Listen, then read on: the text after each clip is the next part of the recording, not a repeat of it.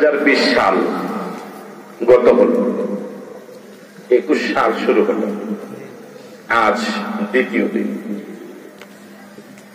অনেক আল্লাহর বান্দা 20 সালকে বিদায় দিয়েছেন এশার নামাজের মাধ্যমে, 21 সালকে রিসিভ করেছেন ফজরের নামাজের মাধ্যমে। অনেক আল্লাহর বান্দা 20 সালকে বিদায় দিয়েছেন মালিকের কাছে ফরিয়াদ করে, মালিক গত জীবনের গুনাহগুলো মাফ করে দিও। নতুন বছরকে স্বাগত জানিয়েছে ফজর পড়ে, মালিক নতুন বছরকে নতুন ভাবে তোমার গোলামিতে কাটাবার তৌফিক দান করো। আমরাও আল্লাহর কাছে তৌফিক কামনা করি, শুকরিয়া আদায় করছি যে একটি ভালো অনুষ্ঠান দিয়ে, তাফসীরুল কোরআন মাহফিল দিয়ে আমরা নতুন বছরকে শুরু করতে পেরেছি। মালিকের কাছে দোয়া করি, মালিক যে কোরআন দিয়ে নতুন বছরকে আমরা আজকে দ্বিতীয় দিন শুরু করতে পারলাম, পুরা জীবনটা তুমি কোরআনের রঙে আমাদেরকে রাখো। জোরে বলি আমিন। আপনারা গুরুত্বপূর্ণ আলোচনা শুনে আসছিলেন, যেহেতু তাফসীরুল কোরআন মাহফিল, আমরাও কিছু সময় আপনাদেরকে সাথে নিয়ে কোরআন মজিদ থেকে কথা বলবো ইনশাআল্লাহ। একটি বিষয় খুবই জরুরি, বারবার এই বিষয়ের আলোচনা এখন সময়ের দাবি। সারা পৃথিবীর সিংহভাগ মানুষের মনে একটি ভাইরাল প্রশ্ন, হাটে বাজারে, পথে প্রান্তরে, দোকানে পাটে, সর্বত্রই এই প্রশ্নটা প্রায় শোনা যায় যে হুজুরদের মাঝে কোনো মিল নেই, ইসলামী দলগুলোর মাঝে কোনো মিল নেই, পীরদের মাঝেও কোনো মতামতের ঐক্যতা নেই। এক হুজুর একরকম ফতুয়া দেন, আরেক হুজুর আরেক রকম ফতুয়া দেন, এক দলে একরকম বলে, অন্য দল আরেক রকম বলে। এই বিভিন্ন মতামতের কারণে সিংহভাগ মানুষের, সাধারণ মানুষ তো বটেই, অধিকাংশ শিক্ষিত মানুষের মনে একটি প্রশ্ন যে এখন আমরা যাব কোন দিকে, কাকে মানব। এরকম একটা প্রশ্ন কি আপনাদের মাঝেও আছে? এই প্রশ্নটা যদি থাকে তাহলে আলোচনাটা সঙ্গত হবে, আর যদি প্রশ্নটা না থাকে তাহলে আলোচনাটা না করলে ভালো হবে। এই প্রশ্নটা কি আপনাদের মাঝে আছে? স্টেজে যারা আছেন আমাদের মাঝে নাই? এই মাত্র পিছন থেকে একটু আওয়াজ শোনা গেল। তাহলে স্টেজে আমরা যারা আছি, চেয়ারে যারা বসা, সভাপতি সাহেবের মনে এই প্রশ্ন আছে? আছে যে এখন আমরা যাবো কোন দিকে? চেয়ারম্যান সাহেবের মনে মনে নাই প্রশ্ন আছে? তাহলে সভাপতির মনেও প্রশ্ন, চেয়ারম্যান সাহেবের মনেও প্রশ্ন, আমার মনেও প্রশ্ন। আমার ভাইরা, পৃথিবীর সিংহভাগ মানুষের মনের এমন একটা প্রশ্ন, এর জবাব কি কোরআন শরীফে নাই? আমার এই প্রশ্নটা কি আপনাদের বুঝে আসছে? কোরআন শরীফকে বলা হয় সব সমস্যার সমাধান। এমন একটা জটিল প্রশ্ন, সব মানুষের মনের প্রশ্ন, এর জবাব কোরআন শরীফে পাওয়া যাবে না। আমরা তালাশ করে চেষ্টা করব বের করার জন্য, এই কোরআন শরীফের থেকে জবাব পাওয়ার জন্য এই প্রশ্নের। শুনতে রাজি আছেন? কোরআন মজিদে যদি এই প্রশ্নের সমাধান পাওয়া যায়, মনোযোগ আছে? কোরআন মজিদে যদি এই প্রশ্নের জবাব পাওয়া যায়, আমরা কি সকলে মেনে নিব ইনশাআল্লাহ? আজকে কি যুবকেরা শুরু থেকে আওয়াজ কম? শুধু যুবকেরা বলো তো মেনে নিব ইনশাআল্লাহ। এবার বুড়ারা বলেন মেনে নিব তো ইনশাআল্লাহ। তাহলে যুবক বুড়া সকলে আমরা স্বীকৃতি দিলাম, কোরআন মজিদ থেকে সমাধান পাওয়া গেলে আমরা মেনে নিব। যদি এই সমাধানটা আপনার দলের বিরুদ্ধে যায়, এই তো বোঝা গেল আগের যে বলছেন যে যেতে যে এখনই নাই। এই কোরআন মজিদে এই সমস্যার সমাধান যদি পাওয়া যায়, সেই সমাধানটা যদি আপনার দলের বিরুদ্ধে যায়, তাও কি মানবেন? দলেরটা মানবেন না কোরআনেরটা মানবেন? এই সমাধানটা যদি আপনার পীরের বিরুদ্ধে যায়, কোনটা মানবেন? পীরেরটা মানবেন? এই সমাধানটা যদি আশরাফের বিরুদ্ধে যায়, কারটা মানবেন? তাহলে যে কোন মূল্যে আমি কোরআন মজিদের সমাধানই মেনে নেব, এর বিরুদ্ধে যেই বলুক তার সমাধান আমি মানব না। এই ব্যাপারে সবাই একমত? সবাই একমত?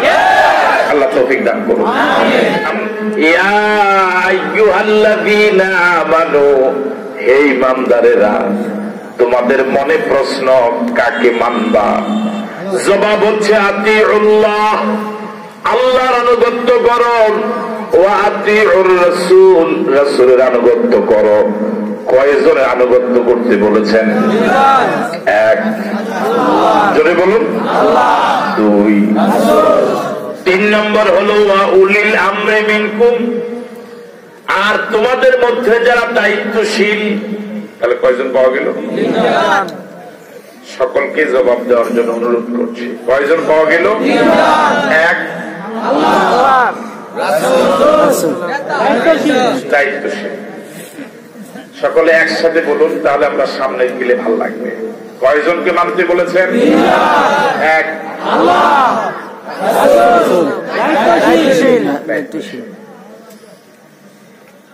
আবার বলুন। এক, 2, 3। এবার আয়াতটা মনোযোগ দিয়ে শুনুন। আতিউল্লাহ, এখানে কি আতিউ শব্দটা আছে? কথা বলেন না কেন? ওয়া আতিউর রাসূল, এখানে কি আতিউ আছে? আতিউ পাওয়া গেল কোন জায়গায়? ওয়া উলিল আমরি মিনকুম, এখানে কি আতিউ আছে? মানতে বলেছেন 3 জনকে, কিন্তু 2 জায়গায় আতিউ বলেছেন, 1 জায়গায় বলেন নাই। এর মনে হয় কোনো কারণ নাই। সারা পৃথিবীর সব মুহাদ্দিস মুফাসসির উলামায়ে কেরাম একমত, আতিউল্লাহ, আল্লাহর আনুগত্য করো, ওয়া আতিউর রাসূল, রাসূলের আনুগত্য করো। এই 2 জনের আনুগত্যের বেলায় রব্বুল আলামিন আতিউ বলেছেন আলাদা আলাদা ভাবে। এই জন্য ফতোয়া হলো, সব উলামায়ে কেরামের রায় হলো, আল্লাহ এবং রাসূলের আনুগত্যের বেলায় কোনো প্রশ্ন তোলা যাবে না। আল্লাহু আকবার বলবেন না? আল্লাহ এবং রাসূলের আদেশ নিষেধ মানার ক্ষেত্রে কোনো প্রশ্ন করা যাবে না, কোনো তর্ক করা যাবে না, কেন বলা যাবে না, কোন শর্ত দেওয়া যাবে না। বুঝে আসলেও মানতে হবে, বুঝে না আসলেও মানতে হবে। দলের পক্ষে গেলেও মানতে হবে, দলের বিরুদ্ধে গেলেও মানতে হবে। ইমামের পক্ষে হলেও মানতে হবে, ইমামের বিরুদ্ধে গেলেও মানা লাগবে। পীরের পক্ষে হলেও মানা লাগবে, পীরের বিরুদ্ধে গেলেও মানা লাগবে। মা বাবার পক্ষে হলেও মানা লাগবে, মা বাবার বিরুদ্ধেও যদি হয় তবুও মানা লাগবে। আল্লাহু আকবার। আল্লাহ এবং রাসূলের আইন মানার ক্ষেত্রে কোন শর্ত দেওয়া যাবে না। কান খুলে শুনুন মুসলমান। ওয়া উলিল আমরি মিনকুম, এখানে কি আতিউ আছে? কথা বলুন, আছে? উলিল আমর এর বাংলা অনুবাদ হলো দায়িত্বশীল। এখন দায়িত্বশীল কারা? এর সংজ্ঞা হলো আল্লাহ এবং রাসূল ছাড়া আর যারাই আমার আপনার উপরে আদেশ নিষেধ করার যোগ্যতা রাখে তারাই হলো দায়িত্বশীল। যেমন জনগণের জন্য দায়িত্বশীল হলো সরকার। কথা বলুন, আরো জোরে বলুন না কেন? ছাত্রের জন্য দায়িত্বশীল হলো শিক্ষক, মুরিদের জন্য দায়িত্বশীল হলো পীর, কর্মীর জন্য উলিল আমর হলো নেতা, ইউনিয়নের জনগণের জন্য দায়িত্বশীল হলো চেয়ারম্যান, ওয়ার্ডের জনগণের জন্য দায়িত্বশীল হলেন মেম্বার, উপজেলার জনগণের জন্য দায়িত্বশীল হলেন ওসি এবং ইউনো, ডিস্ট্রিক্টের জনগণের জন্য দায়িত্বশীল হলেন ডিসি, শ্রোতার দায়িত্বশীল হলেন বক্তা, মুসল্লির জন্য উলিল আমর দায়িত্বশীল হলেন ইমাম। আমি কি কথা বুঝতে পারলাম? আল্লাহ এবং রাসূল ছাড়া আর যত দায়িত্বশীল আছে কোন দায়িত্বশীলের কথাই বিনা শর্তে মানা যাবে না, বিনা যুক্তিতে মানা যাবে না। তাদের কথা মানার জন্য শর্ত হলো একটা, সে শর্তটা হলো তাদের কথা আল্লাহ এবং রাসূলের কথার সাথে যদি মিলে মানা লাগবে, তাদের কথা যদি না মিলে কোরআন সুন্নাহর সাথে মানা যাবে না। আমি কি কথা বুঝতে পারলাম? এতটুকু কথা বোঝার জন্য কামেল পাশের প্রয়োজন নাই, এতটুকু কথা বোঝার জন্য এম এ পাশের কোনো প্রয়োজন নাই।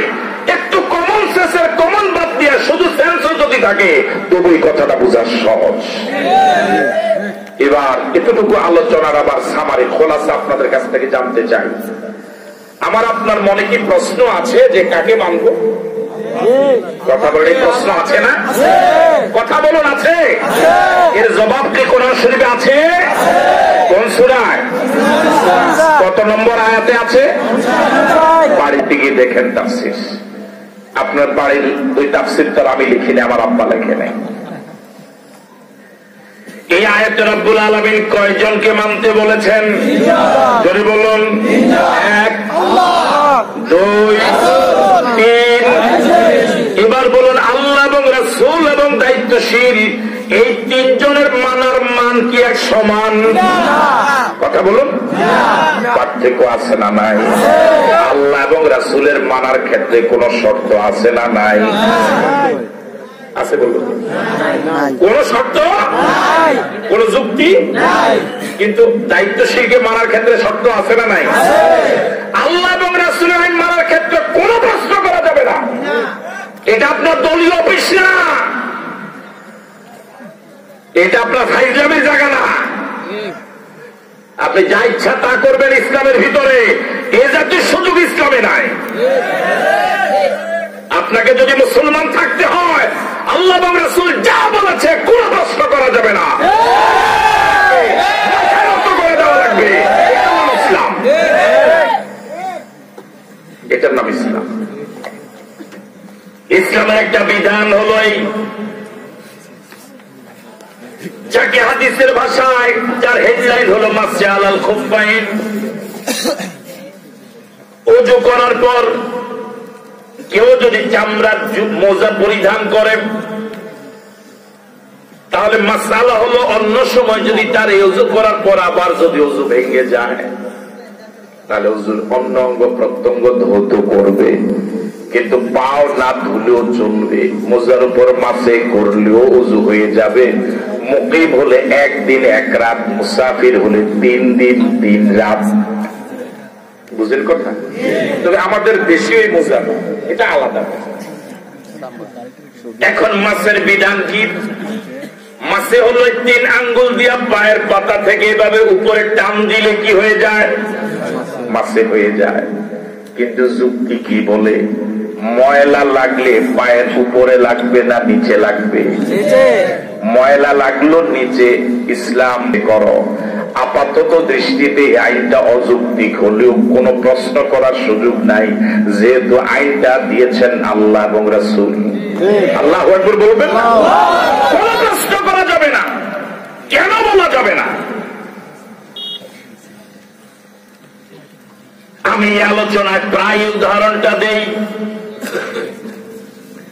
ওযু করার পর বিভিন্ন কারণে ওযু ভেঙে যায়, এর বিধান হল কবজি পর্যন্ত হাত ধোও, কুলি করো, নাকে পানি দাও, মুখমণ্ডল ধৌত করো, কোণে পর্যন্ত হাত ধোও, মাথা মাসে করো, টাকনু পর্যন্ত পাও ধোও। ওযু কি কমপ্লিট হয়েছে? কথা বলেন না? ওযু হয়েছে? পিছনে রাস্তা ধোয়া লাগবে? যুক্তি কি বলে? যুক্তি বলে এই মাঘ মাসের পৌষ মাসের কষ্টের ওযুটা যে কারণে গেল, যে রাস্তার কারণে গেল, ওই জায়গাটা অন্তত ধোয়া দরকার, অন্তত মাসে করা দরকার। কিন্তু ইসলাম বলে ধোয়ারও প্রয়োজন নাই, মাসেরও প্রয়োজন নাই, কাপড় উল্টাবারও প্রয়োজন নাই, ওদিকে তাকাবারও প্রয়োজন নাই। তুমি এমন এমন করো ওযু হয়ে যাবে। আপাত দৃষ্টিতে আইনটা অযৌক্তিক হলো, কোনো প্রশ্ন করা যাবে না, যেহেতু আইনটা আল্লাহ এবং রাসূলের আইনের ক্ষেত্রে, আদেশের ক্ষেত্রে, নিষেধের ক্ষেত্রে কোন যুক্তি দেওয়া যাবে না, কোন তর্ক করা যাবে না, কেন বলা যাবে না, প্রশ্ন করা যাবে না। যদি আপনাকে মুসলমান থাকতে হয়, তিনি যা বলেছেন তাই মানা লাগবে, বিনা বাক্যে, বিনা শর্তে। তাহলে আপনি মুসলমান, যদি প্রশ্ন করেন বেঈমান। ঠিক আছে কথা? তাহলে আল্লাহ এবং রাসূলের আইন মানার ক্ষেত্রে কোন প্রশ্ন করা যাবে, আর বাকিদের আইন মানার ক্ষেত্রে প্রশ্ন করা যাবে। সে যত বড় পীর হোক, যত বড় নেতা হোক, কাউকে অন্ধভাবে ভক্তি করা যাবে না, কাউকে অন্ধভাবে মানা যাবে না।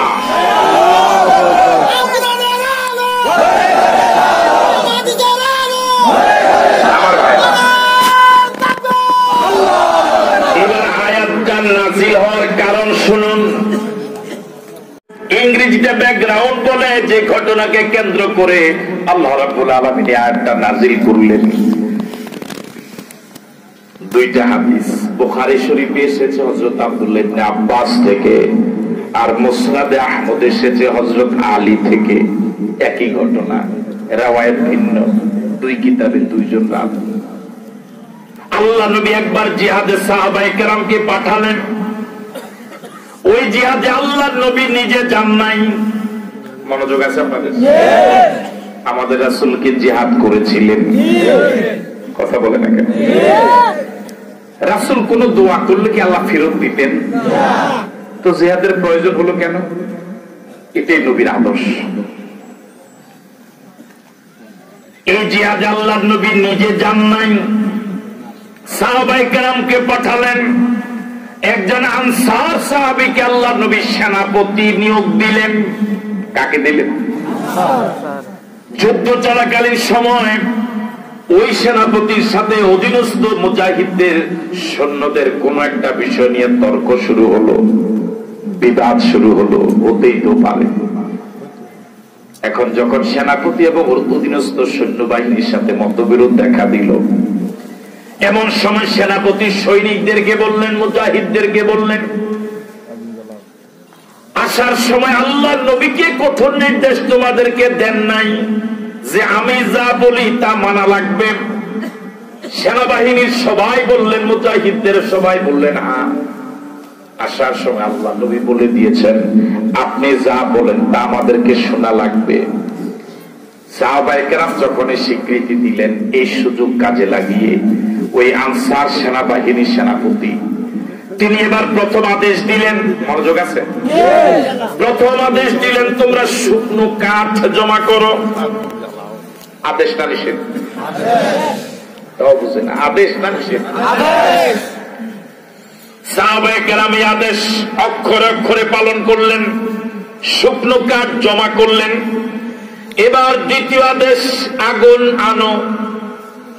মুজাহিদরা আগুন আনলেন। এবার সেনাপতি নিজে আগুন জ্বালালেন। আগুন যখন ধাউ ধাউ করে জ্বলছিল, ঠিক এমন সময় তিনি তৃতীয় একটা কঠিন নির্দেশ দিলেন, তোমরা সকলে এবার আগুনে ঝাঁপ দাও। যারা মনোযোগ দিয়ে শুনেছেন বলুন তো এ পর্যন্ত তিনি আদেশ দিয়েছিলেন কয়টা? তিনটা। কয়টা? কাটানো, আগুন আনো, বাকিরা কি ঘুমে? আদেশ দিয়েছেন কয়টা? উনি কিন্তু উলিল আমর, উনি দায়িত্বশীল, ঠিক আছে কথা? আদেশ দিয়েছেন কয়টা? এক। প্রথম দুইটা আদেশ পালনের ক্ষেত্রে সাহাবায়ে কেরামের মাঝে কোন ধরনের বিতর্ক হয় নাই, বলার সাথে সাথে আমল। কিন্তু তৃতীয় আদেশটা যখন করলেন আগুনে ঝাঁপ দাও, এই আদেশটা পালন করার ক্ষেত্রেও সিংহভাগ সাহাবায়ে কেরাম আগুনে ঝাঁপ দিতে রাজি হয়ে গেলেন। এখানে আল্লাহু আকবার বলা যাবে না। কিন্তু একজন যুবক সাহাবী প্রচন্ড বাধা দিয়ে বাধার প্রাচীর দাঁড় করালেন, প্রতিবাদ মুখর হলেন। তিনি বললেন কালিমা পড়ে জাহান্নামের আগুন থেকে বাঁচার চেষ্টা করছি, আর কোনদিন দুনিয়ার আগুনে জ্বলতে পারবো না। তিনি যখন প্রচন্ড প্রতিবাদ করলেন, সাহাবায়ে কেরাম দুদলে ভাগ হয়ে গেলেন। একদল ঝাঁপ দিতে তখনও রাজি, আরেক দল বললেন রাজি নাই। সমস্যা শুরু হয়েছে। আমাদের মনে প্রশ্ন, এখন আমরা কাকে মানব? একটা প্রশ্ন আছে না? কথা বলে প্রশ্ন আছে, কাকে মানব? সর্বশেষ সিদ্ধান্ত হলো ফাইন তানাজাতুম ফি শাইইন। মনোযোগ আছে? এই আয়াতের শেষ অংশ, ফাইন তানাজাতুম ফি শাইইন। ও দুনিয়ার ঈমানদারেরা, কোন বিষয় যদি তোমরা বিতর্কে লিপ্ত হয়, ফাইন তানাজাতুম, মুনাজা মানে ঝগড়া, বিবাদ, যদি তোমাদের মাঝে কোন বিষয়ে বিবাদ সৃষ্টি হয়, ফারুদ্দুহু ইলাল্লাহি ওয়ার রাসূল, এর সমাধানের জন্য আল্লাহ এবং রাসূলের দিকে মামলাটা ফিরিয়ে দাও। আল্লাহ এবং রাসূল মানে কোরআন সুন্নাহ থেকে এর সমাধান তালাশ করো। আল্লাহু আকবার বলবেন। তাহলে যে কোনো সমস্যার সমাধানের জন্য প্রথমে তালাশ করা লাগবে কোরআন এবং সুন্নাহ। ইন কুনতুম তুমিনুনা বিল্লাহ ওয়াল ইয়াউমিল আখির, যদি তোমরা আল্লাহ বিশ্বাসী হও, পরকাল বিশ্বাসী হও, তাহলে বোঝা গেল সমস্যার সমাধানের জন্য যে আল্লাহ এবং রাসূলের কাছে যায় না, কোরআন সুন্নাহর দ্বারস্থ হয় না, আমার ভাইয়েরা সে আসলে আল্লাহ এবং পরকালে বিশ্বাসীও না। কথা বলে ঠিক নয় কি? এখন বর্তমানে বহু ইমানদার এরকম আছে দাবিদার, কোরআন সুন্নাহ বাদ দিয়ে কয় আমগো হুজুর কি কয়। বহু কর্মী এমন আছে কোরআন সুন্নাহ বাদ, আগে বলে আমার নেতা কি বলেছে এটা আগে দেখা দরকার। বহু মুরিদ আছে এরকম কোরআন সুন্নাহ পড়ে, আগে আমার বিশ্বাস কি বলে সেটা দেখা দরকার। আগুনে ঝাঁপ দিব, তিনি যদি বলেন আগুনে ঝাঁপ দেওয়া যাবে না, আগুনে ঝাঁপ দিব না। আল্লাহ নবীর কাছে বিষয়টি উপস্থাপন করা হলো, আল্লাহ নবী সব ঘটনা শুনে এবার বললেন, তোমরা যদি আগুনে ঝাঁপ দিতে তার কথা অনুযায়ী, ওই দায়িত্বশীল উলিল আমরের কথা অনুযায়ী চিরদিন জাহান্নামের আগুনে জ্বলতে। রাসূল একটা হাদিস বলেছেন, লা তাআতা লিমাখলুকিন ফি মাসিয়াতিল খালিক। আপনাদের হাজার জনতার কাছে প্রশ্ন, আমরা খালেক না মাখলুক? কথা বলেন। আমাদের খালেক কয়জন? তিনি কে? আমরা সৃষ্টি না স্রষ্টা? আমাদের স্রষ্টা কে? রাসূল বলেছেন, লা তাআতা লিমাখলুকিন, কোন মাখলুকের আনুগত্য করা যাবে না, কোন সৃষ্টির আনুগত্য করা যাবে না, ফি মাসিয়াতিল খালিক, স্রষ্টার বিরুদ্ধে গিয়া, স্রষ্টার বিরুদ্ধে গিয়া কোন সৃষ্টির আনুগত্য করা যাবে না। এই ঘটনার পরিপ্রেক্ষিতে আল্লাহ পাক আয়াত নাযিল করেন। আল্লাহ পাক বলে দিলেন, আল্লাহ এবং রাসূলের আনুগত্যের বেলায় কোনো প্রশ্ন করা যাবে না। তোমার ওই দায়িত্বশীল ওই সেনাপতি যে আদেশ দিয়েছে, আদেশের সাথে কোরআন সুন্নাহর কি নেই, সুতরাং তার এই কথা মানা যাবে না। এবার আমি কথা কি বুঝতে পেরেছি আপনাদের? জবাব কি পেয়েছেন? তাহলে ওয়াজ শেষ। কি কথা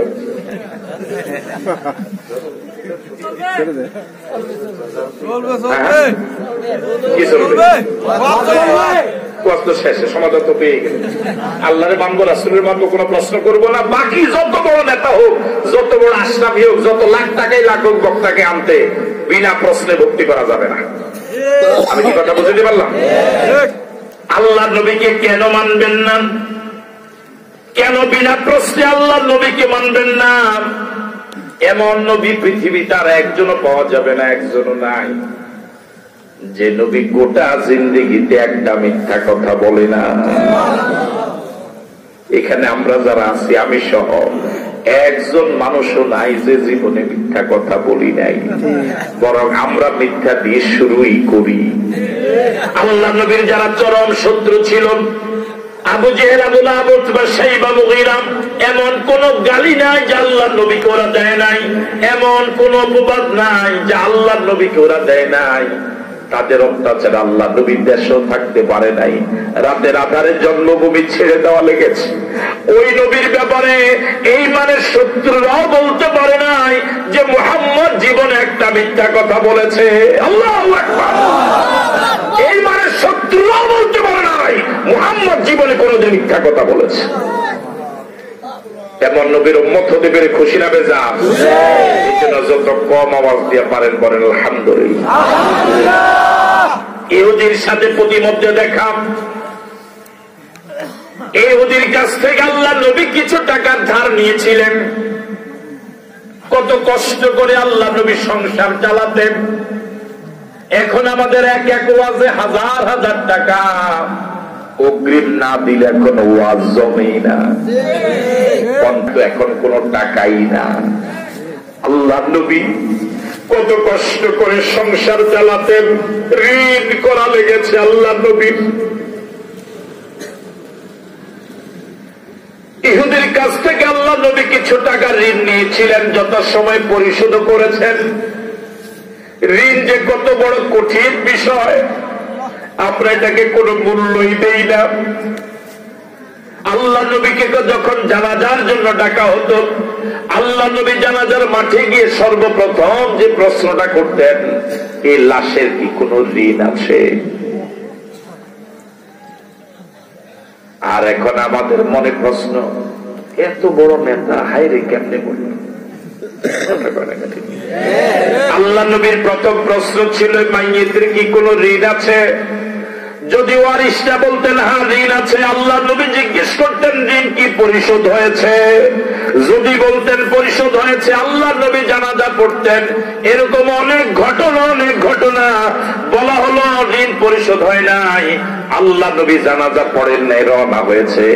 এরকম অনেক ঘটনা আছে। আল্লাহ নবী কোন জানাজার নিজে দায়িত্ব নিয়েছেন, রাষ্ট্র দায়িত্ব নিয়েছে, ঋণের পরিমাণ জেনে রাষ্ট্র দায়িত্ব নিয়েছে, ওর ঋণ পরিশোধ আগে, এরপর জানাজা, এরপর জানাজা। এক জানাজা আল্লাহ নবী পড়েন নাই, রওনা হলেন। আল্লাহ নবী বলেছেন, রায় দিয়ে গেলেন আগে ঋণ পরিশোধ করো, তারপর জানাজা পড়া হবে। ঋণ পরিশোধের মতো কোন লোক পাওয়া গেল না। আল্লাহ নবী রওনা হয়ে চলে যাচ্ছিলেন।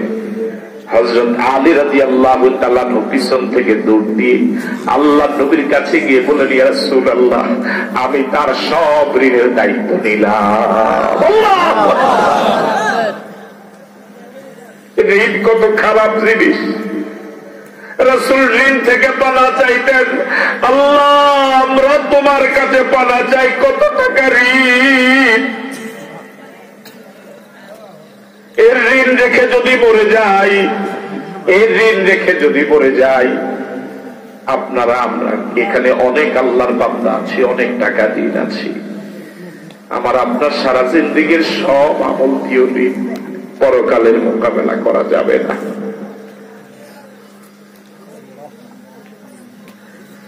আমার ভাইয়ারা, ওই ইহুদির টাকা পরিশোধ করে দিয়েছিলেন, কিন্তু ইহুদি আল্লাহ নবীর পথ আগলে দাঁড়ালো, বলল মুহাম্মদ। দুরূদ আসে না জবাব? রাসূল বলেছেন, তার থেকে কৃপণ আর কেউ নাই যে আমার নাম শুনলো তো দরুদ পড়ল না। ইহুদি বলল, মুহাম্মদ আমার টাকা দাও। রাসূল বললেন দিয়েছি, ও বলল দেও নাই।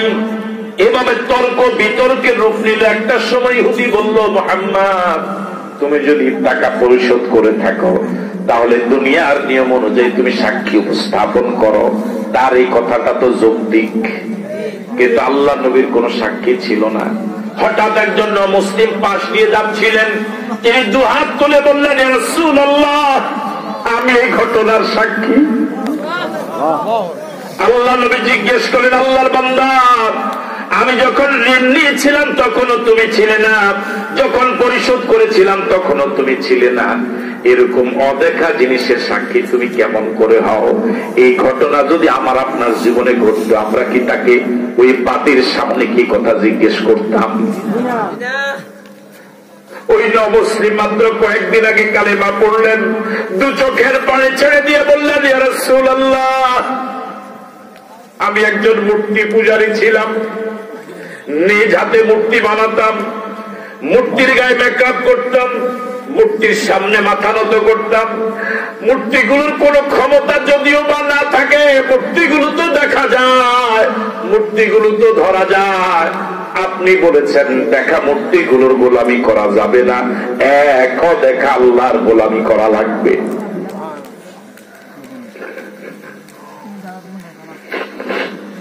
আপনি নবী এই কথায় দেখা মূর্তিগুলোর গোলামি বাদ দিয়ে এক দেখা আল্লাহর গোলামি করা শুরু করলাম। আপনি বলেছেন ফেরেশতা আছে, কোনদিন দেখলাম না, বিশ্বাস করলাম। আপনি বলেছেন দু কাছে দুজন লেখক আছে, কোনদিন দেখলাম না, বিশ্বাস করলাম। থেকে ধারালো, কোনদিন দেখলাম না, বিশ্বাস করলাম। আপনি বলেছেন জান্নাত আছে, জাহান্নাম আছে, দেখলাম না, বিশ্বাস করলাম। আপনি বলেছেন কবর আযাব, কবর আযাব, কোনদিন দেখলাম না, বিশ্বাস করলাম। আপনি নবী বলেছেন কবরে 99টা বিষাক্ত সাপ, এত বিষাক্ত সাপ, একটা সাপ যদি একবার যদি দুনিয়ার দিকে নিঃশ্বাস ফেলত, দুনিয়াতে কোনদিন গাছপালা হতো না। নতুন কবর, পুরান কবর খুঁড়লে 99টা তো দূরের কথা, একটা সাপও কোনদিন পাওয়া যায় না। শুধু আপনার কথা বিশ্বাস করুন। আপনি নবীর কথায় এতগুলো দেখা জিনিস যদি আমি বিশ্বাস করতে পারি, এই ইহুদির মাত্র কয়েকটা টাকা ঋণ নিয়েছিলেন, আবার পরিশোধ করেছেন, এই কথাটা আমি কেন বিশ্বাস করব না? কি মান ছিল সাহাবায়ে কেরামের! এই নবীর কথায় কোনো প্রশ্ন করা যাবে না, কোন যুক্তি দেওয়া যাবে না, বিনা প্রশ্নে বিনা যুক্তিতে নবীর কথা মানা লাগবে। রাজি আছি?